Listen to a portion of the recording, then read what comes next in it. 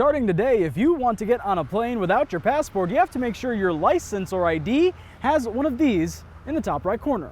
Valid for years, except now it needs a star on it. He may be annoyed. This is ridiculous that it has to be done. But Bradley Campbell needs that star as soon as possible. I got to get on a plane tomorrow morning and wanted to make sure that all of my documents were ready to go. If you don't have a real ID after Wednesday, the Department of Homeland Security says you will be able to fly without a passport. You'll just have to go through additional security at the airport. You can wait if you'd like to get a real ID until your driver's license renewal comes about. So while not everyone who came into the Park Street DMV was there for a real ID, well, I thought I'd hold off and instead of dealing with the crowds and use my passport. I've got one of those. That's just as easy. most people have not been waiting. Now serving D230. We've been busy. The DMV increased staffing over the past couple of weeks to deal with the influx of people applying. You can start your application online. You can even schedule an appointment, so you don't need to wait in this line. If your current driver's license or ID does not expire before 2025, you can get a real ID version for the cost of a duplicate, $14. A complete renewal costs $34. This cost the people of Wisconsin, what, $100 million in lost hours to just come in and do this?